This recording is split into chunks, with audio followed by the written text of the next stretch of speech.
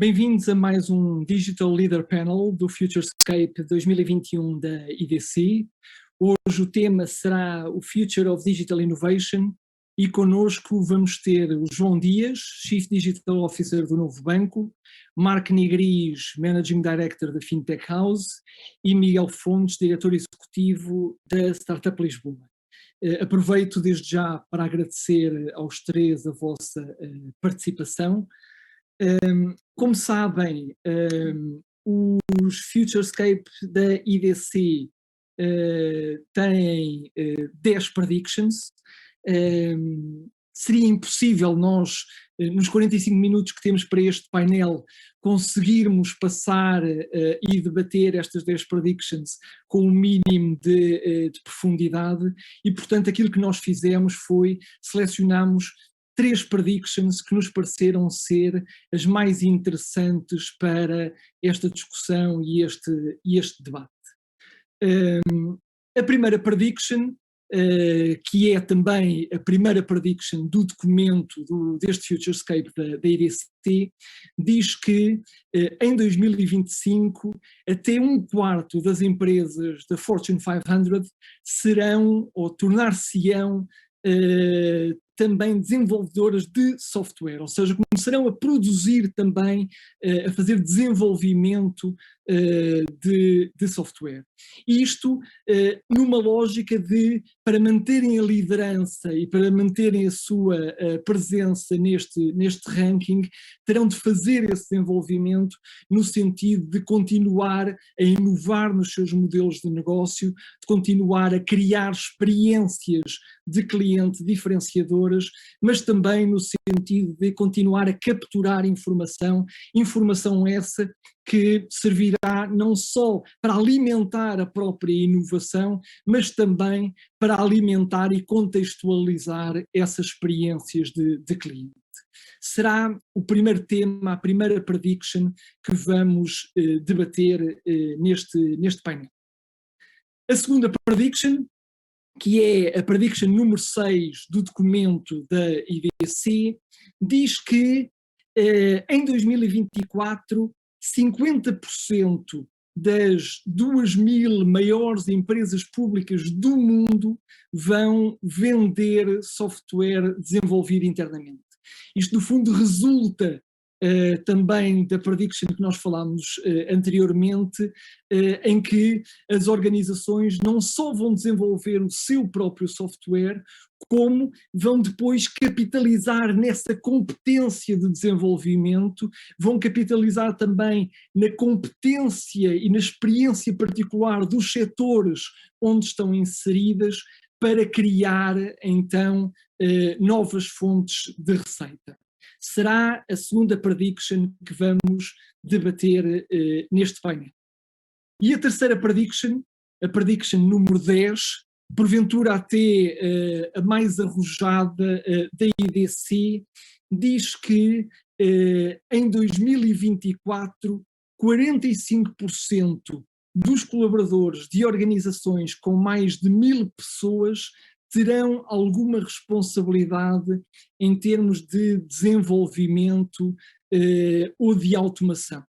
No fundo, isto tem a ver com a emergência de ferramentas de low-code e de no-code cada vez mais fáceis de utilizar, mas também tem a ver com a consciência de que são os colaboradores que estão na linha da frente das empresas que terão mais sensibilidade para quais são as oportunidades, onde é que estão essas oportunidades de inovação e de relacionamento diferenciado com os clientes. Será o terceiro tema que vamos discutir aqui neste painel sobre Digital Innovation. Mas eu então recuperava a primeira prediction e começava por perguntar ao João, até porque a banca sempre teve uma forte tradição de inovação e de desenvolvimento próprios, e perguntava-lhe duas coisas. Primeiro, se acredita que isto efetivamente, esta dinâmica que já existe há alguns anos na banca, se vai transferir também para outros setores com o peso que tem no setor financeiro, por um lado, e por outro lado, quais são os desafios, quais são as armadilhas, o que é que o João pode dar como alerta a quem nos está a ouvir e que não é do setor financeiro e que provavelmente terá este caminho pela frente. Obrigado, Bruno, e mais uma vez obrigado também à EDC pelo convite. É verdade, a banca já tem uma longa tradição de desenvolvimento de software.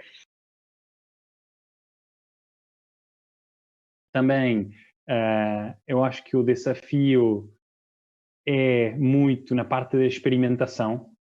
Hoje, o que se está a medir em muitas empresas não é a inovação, não é a experimentação, é outra coisa. Então, quando estas startups entram nesta organização, não são prioridade. Então, isso eu acho que é um desafio que tem de mudar. E a terceira, que eu acho a mais importante, e o João mencionou muito bem, é o cliente. É adaptar o produto ao cliente, e para isso é muito importante conhecer o cliente. Então, também aí é um desafio que, se calhar, as startups, ao estar tão perto do cliente, conhecem um bocado mais que a mesma instituição financeira. Então, aí eu acho que o desafio desta grande empresa é conhecer um bocado mais o cliente. Miguel, o posicionamento das startups neste modelo é um posicionamento mais de produto ou mais colaborativo no sentido de desenvolvimento em conjunto com o cliente? Porque a lógica, e aqui é o meu desafio, é entender que, sendo uma lógica de produto, é mais difícil para quem faz a parceria garantir ser diferente, não é? Garantir a inovação e que o seu concorrente ao lado não vai ter exatamente o mesmo produto, a mesma funcionalidade que lhe foi vendida. Como é que isto funciona com as startups? Vamos ter startups que vão deixar de poder fazer produtos porque os clientes não querem produtos e querem tudo à medida. Qual é que vai ser a dinâmica? Viva! Bruno, muito boa tarde também a todos. Agradeço o convite ao EDC. Boa tarde, Marco. Boa tarde, João. Bom, isto é uma conversa difícil porque tem muitas formas por onde lhe pegarmos, mas eu diria que, vamos lá ver, o que define uma startup é precisamente a lógica da criação de um produto e, portanto, é afastar-se de um modelo de negócio tradicionalmente assente numa lógica mais de consultadoria, mais de serviço, mais de customização à medida e procurar encontrar um produto que seja suficientemente interessante para um mercado que se quer global e escalá-lo. Portanto, se tivermos esta definição presente, que eu acho que é importante para nos ajudar nesta conversa, entre o que é uma startup e o que é, por oposição, por exemplo, uma empresa mais tradicional, nós percebemos que o desafio está precisamente no desenvolvimento de produtos suficientemente robustos para merecerem a confiança deste mundo que normalmente chamamos mais corporate, mais estabilizado, mas o foco tem que estar no produto, sob pena de comprometer o próprio conceito de escalabilidade que lhe está associado. A questão da diferenciação e como é que, no fundo, uma startup se protege de um possível concorrente. Nós costumamos muito dizer na Startup Lisboa, e não somos só nós, muitos o dizem também, que it's all about execution, ou seja, o segredo não está tanto na questão da ideia, a ideia obviamente é muito importante, mas o que nós estamos a ver, e sobretudo quando entramos em determinados verticais, estávamos agora a falar do mundo das fintech, a ver, a questão não está tanto em procurar aquela ideia que é tão inovadora e tão disruptiva que ainda ninguém se lembrou. A questão está percebendo e lendo as necessidades que o mercado muitas vezes quase que grita e são bem audíveis, conseguir desenvolver produtos suficientemente robustos num tempo muito acelerado e, portanto, porque aqui a questão do tempo é sempre uma questão crítica para as startups e, neste caso da transição digital, também, por maioria de razão, e, portanto, conseguir ganhar mercado à força de uma execução de excelência. E, portanto, eu acho que a diferenciação não vai estar tanto na questão de ter a feature A ou B, mais ou menos desenvolvida, mas na robustez, na capacidade de entrega daquilo que se promete ao mercado. Acho que é muito à volta destes tópicos que nós vamos olhar para o mercado nos próximos tempos. Muito bem, Miguel. Eu se calhar fazia uma segunda pergunta na sequência desta, Miguel, que é, será que este contexto que nós vivemos hoje, que é um contexto, estava naquele meu primeiro slide, em que nós comprimimos 2 anos de transformação digital em 2 meses, a frase obviamente não é minha, aparentemente é do CEO da Microsoft, mas eu já ouvi essa frase 30 vezes, não em conversas de café, porque agora não há conversas de café, mas em conversas no Teams.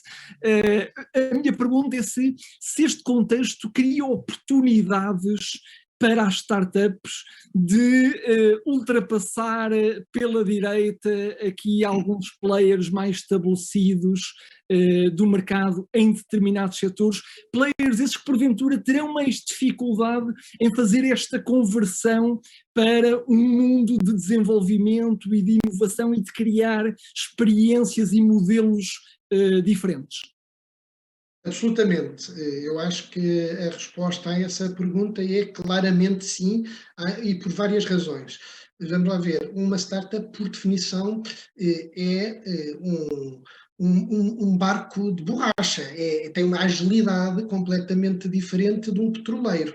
E, portanto, se usarmos esta analogia, um petroleiro tem uma segurança e uma robustez que um bote de borracha não tem, mas também não muda a rota facilmente, sob pena de partir. E, portanto, há todo um processo de mudança que é mais lento, que tem de ser mais calculado, mais ponderado. As startups, por definição, têm essa agilidade, têm essa rapidez. Obviamente que também, quando a onda é muito severa, são deitadas mais facilmente, digamos, a virarem-se do que um petroleiro a partir. E uso esta imagem precisamente para dar a entender, para responder a essa mesma pergunta. Ou seja, eu acho que a agilidade é uma vantagem competitiva das startups. Agora, atenção a esta questão do que é isto de em 2 anos temos comprimido, em 2 meses temos comprimido 2 anos.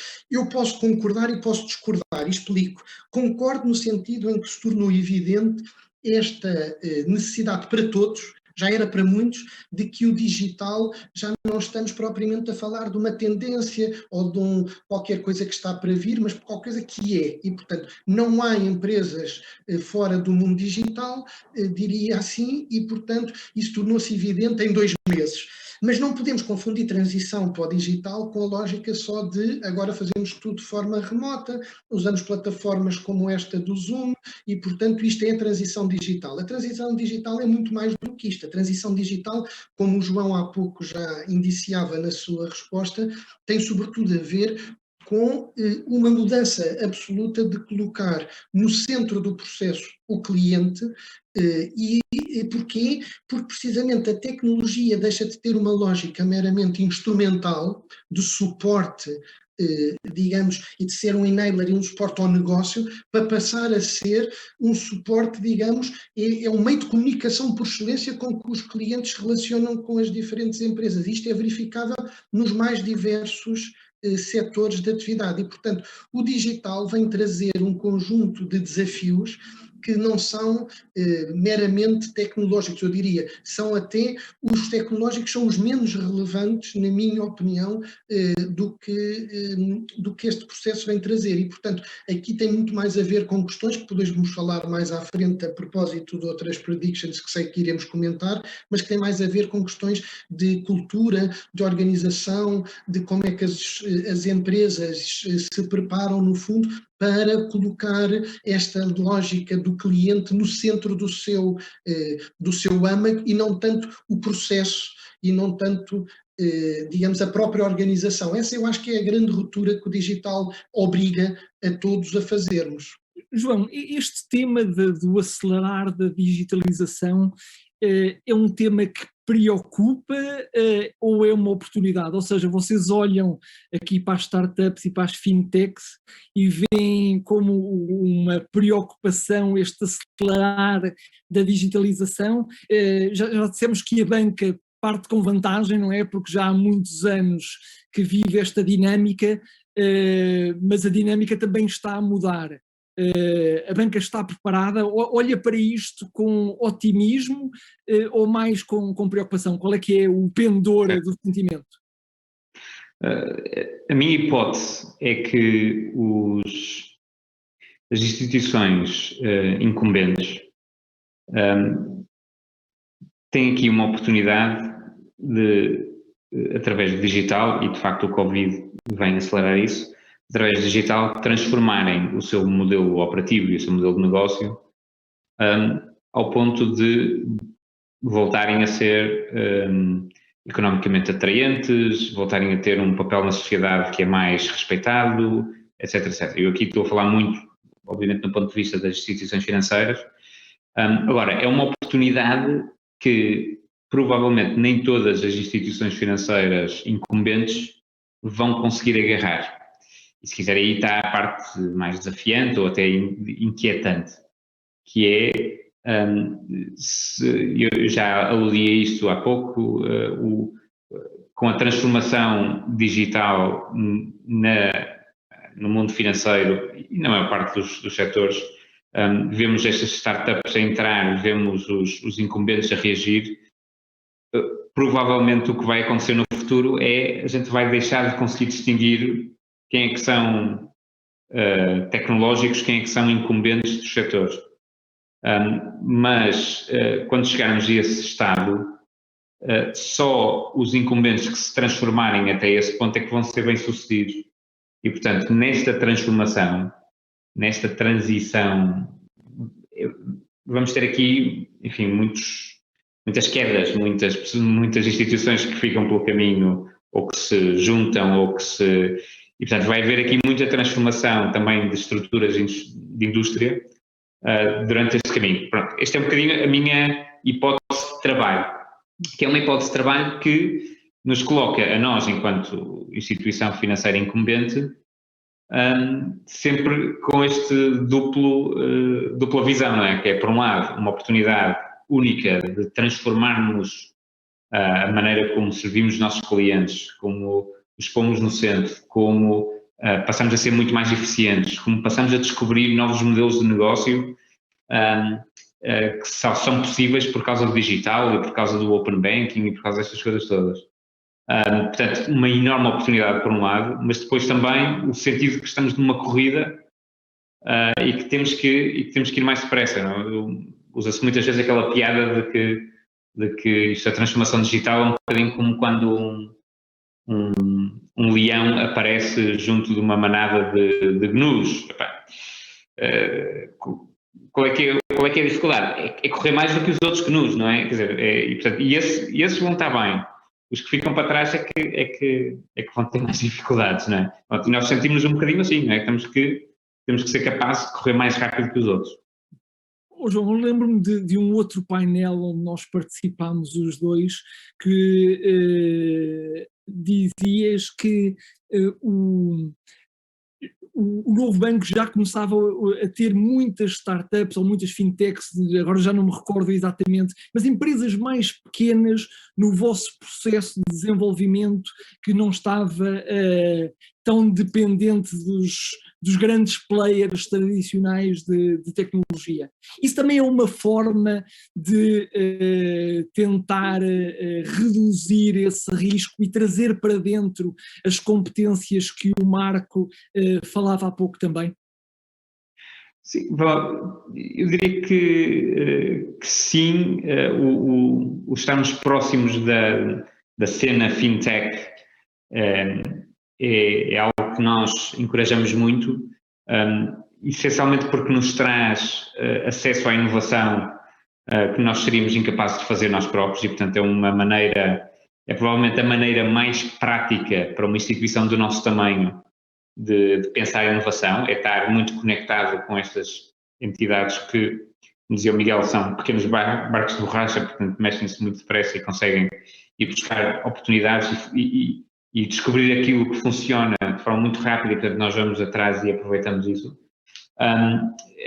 É igualmente um desafio muito grande enquadrarmos estas fintechs e estas instituições sem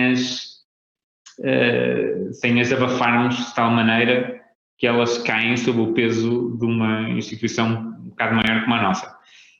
Nós sabemos que temos processos, por exemplo, de procurement, que são bastante longos. Os nossos processos, por exemplo, por causa da regulação europeia, tudo que seja software as a service, que nós integremos no nosso ecossistema, tem que passar por um processo muito rigoroso de assessment de outsourcing, que é ditado pelas regras do Banco Central Europeu, e, portanto, um processo de outsourcing pode demorar 6 meses, 1 ano. É uma coisa, é muito duro, é difícil. E muitas destas startups não aguentam, não conseguem ter um sales cycle de 6 meses ou 1 ano. E, portanto, nós estamos muito conscientes disso, fazemos um trabalho muito grande constantemente internamente para ver como é que podemos ser mais rápidos e mais ágeis nisso, dentro das boundaries que nós temos. Quer dizer, nós de facto não podemos ir contra certas regras. Dito isto, muito daquilo que é a nossa ineficiência e ineficácia interna vem mais até, enfim, do legacy de processos e de práticas internas do que de regras que não são impostas, e portanto há muito espaço para nós fazermos melhor e portanto estamos constantemente a fazer isso. Mas nós, voltando ao início, temos muita vontade de trabalhar com estas empresas pequenas, vemos nelas uma grande fonte de inovação e inspiração, e também estamos sempre muito conscientes de ter muito cuidado de não as estragar porque sabemos que podemos ser demasiado pesados e grandes para elas. Bem, eu se calhar ficava ainda com o João para mais uma pergunta agora sobre aquela outra prediction, a segunda prediction que nós selecionamos, que tem a ver com a venda deste software, ou seja, eu produzo software, desenvolvo competências internas e depois vendo essas competências ou produtifico o meu software para vender.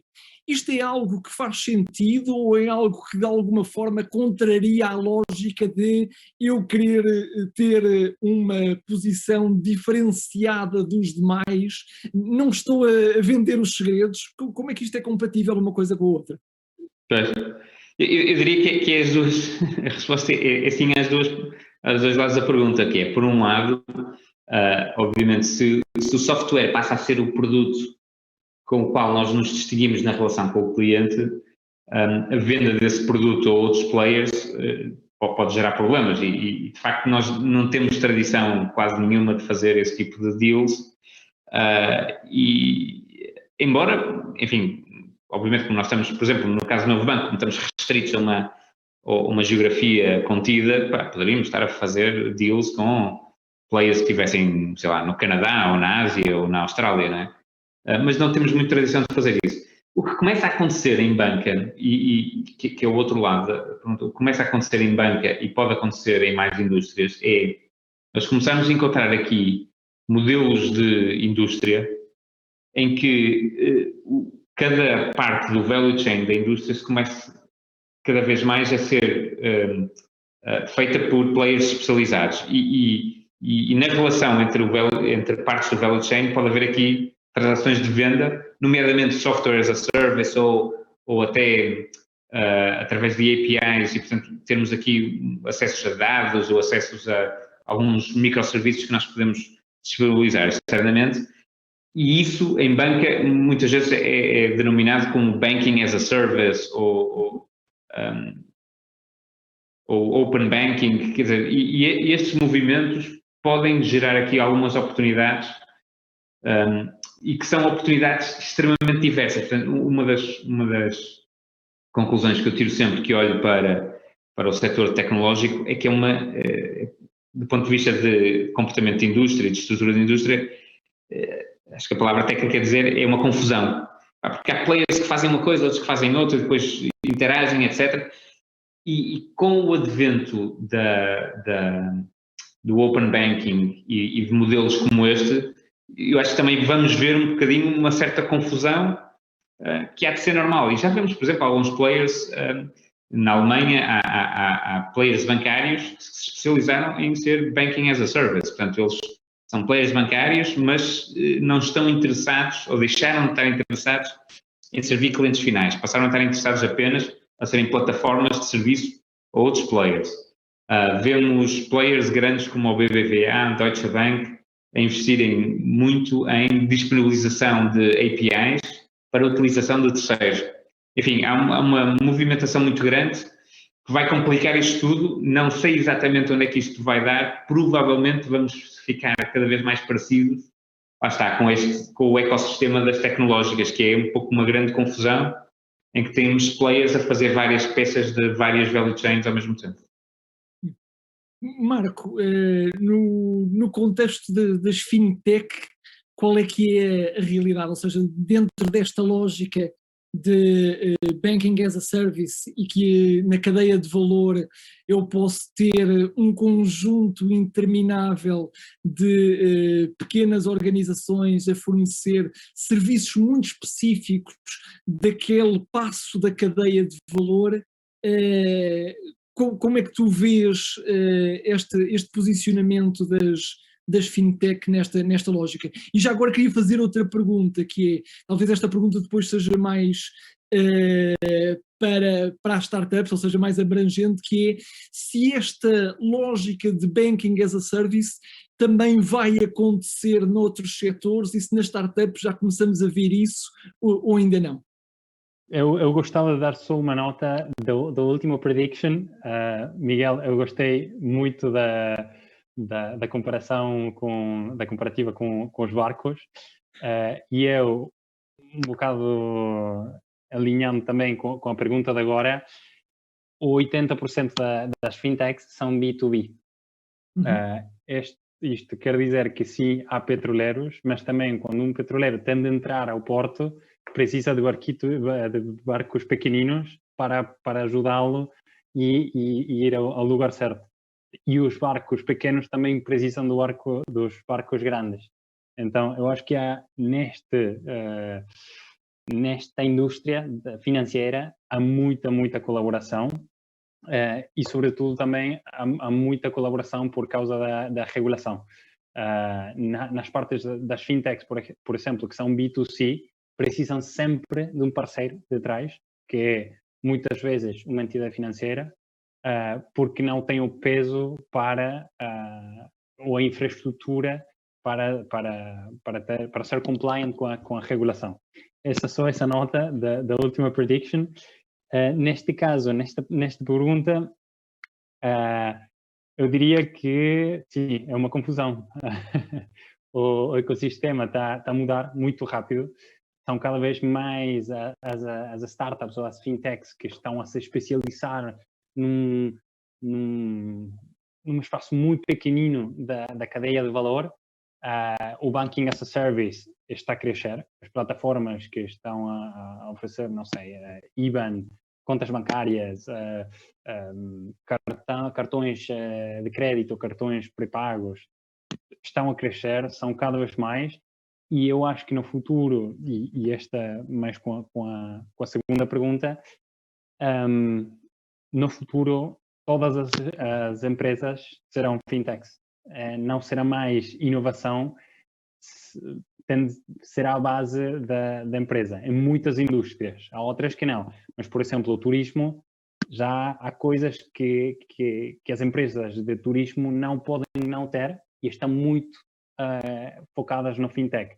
As telco também, estamos a ver uma grande transformação na parte de seguros e também de payments ou de cartões ou de whatever, que elas estão a introduzir, e isso é fintech noutros sectores que não é só a indústria financeira.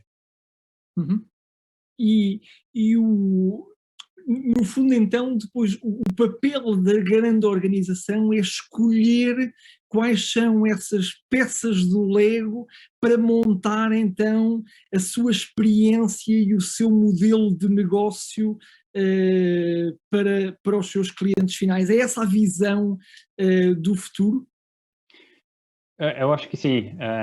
Aqui, usando um bocado a ideia do João com o leão, tu tens de correr e tu escolhes para onde correr. E pronto, aqui vais ter também estas startups que vão criar uma user experience, tu conheces ao teu cliente, tu tens, isto é muito importante, tu tens os dados do teu cliente e vais começar a escolher diferentes features que vão criar um produto que tu estás a dar ao teu cliente. Então sim, concordo.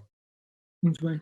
Miguel, no contexto das startups e da Startup Lisboa, também é esta a lógica, ou seja, também é uma lógica mais orientada a B2B, ou antes pelo contrário, é uma lógica mais autónoma de criação e execução de novos modelos de negócio? Ou seja, a realidade que vês é mais uma realidade próxima desta que o Marco e o João falam, ou é uma realidade diferente?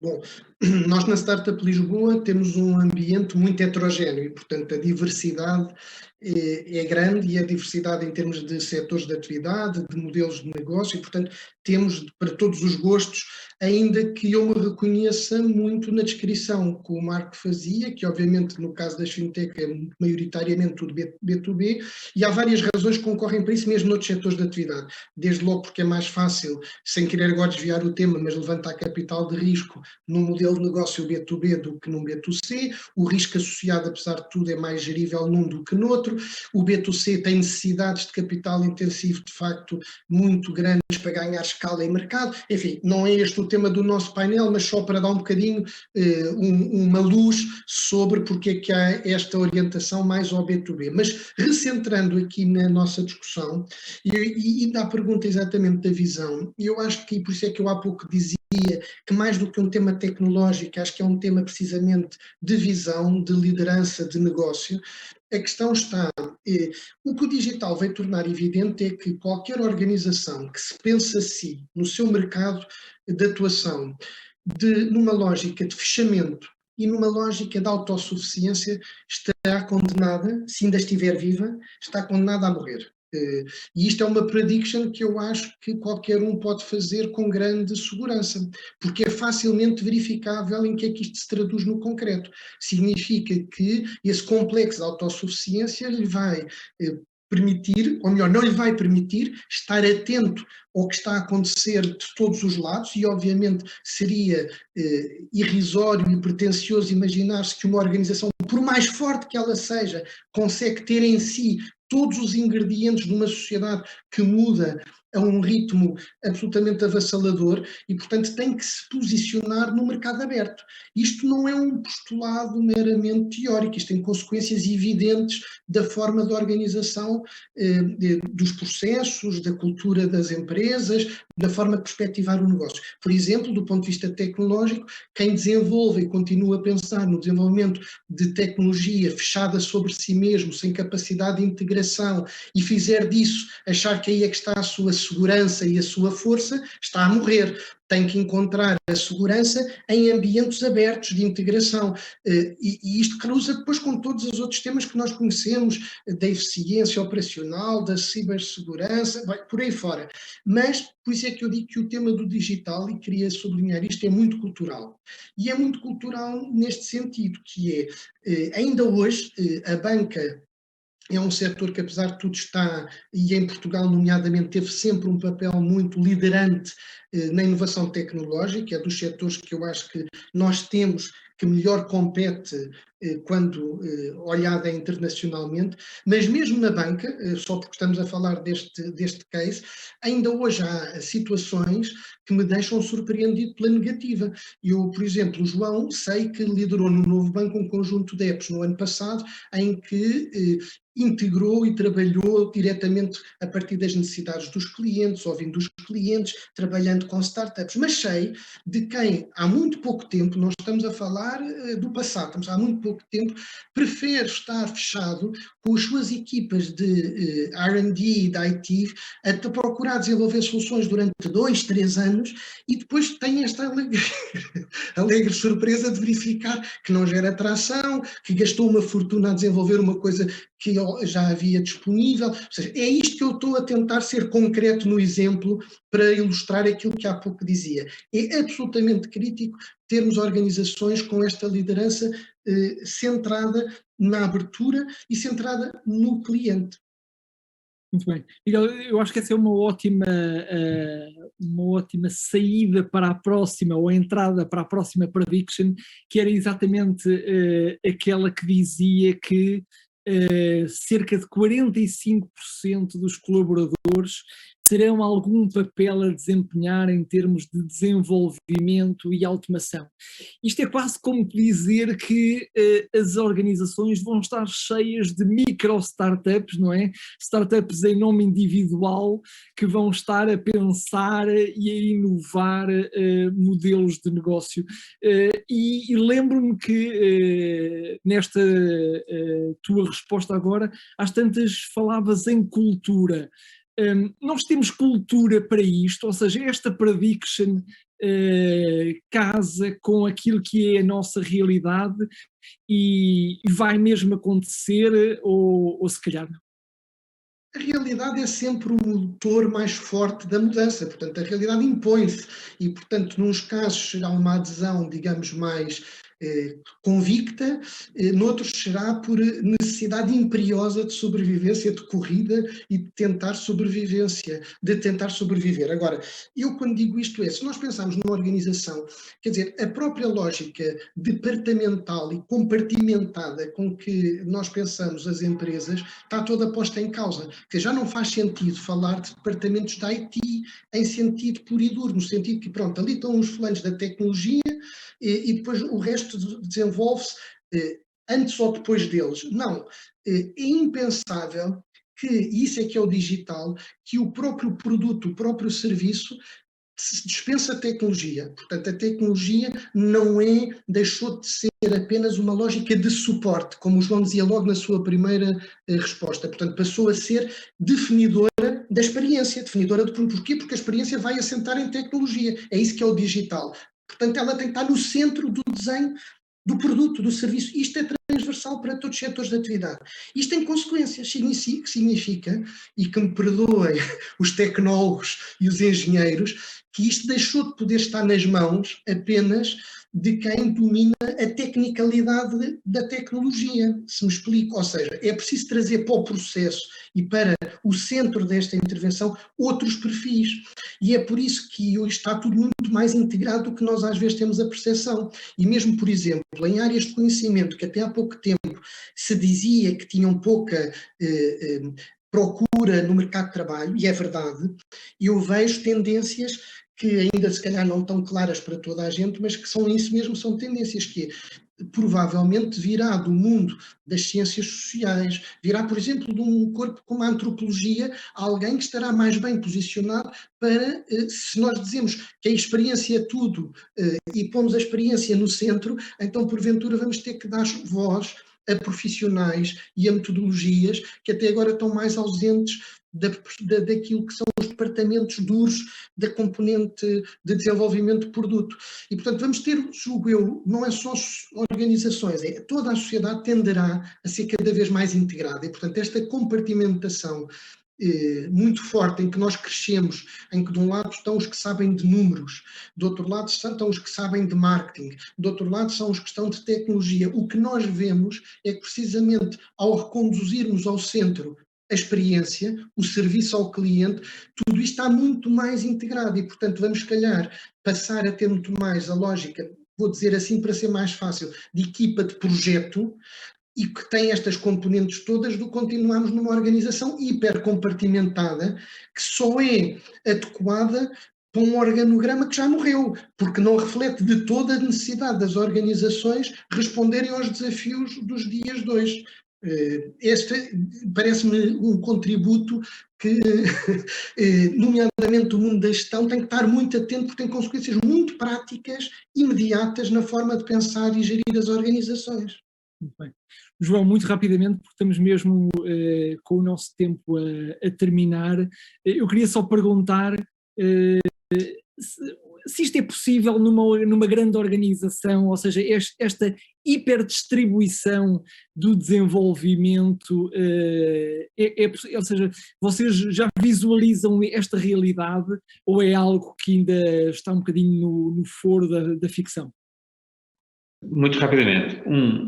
É uma ideia ainda muito inexplorada, mas é provavelmente uma das ideias com maior impacto na nossa capacidade de transformação. A democratização do desenvolvimento, o termos 45% de citizen developers dentro da nossa organização, seria uma oportunidade enorme para acelerarmos a nossa transformação.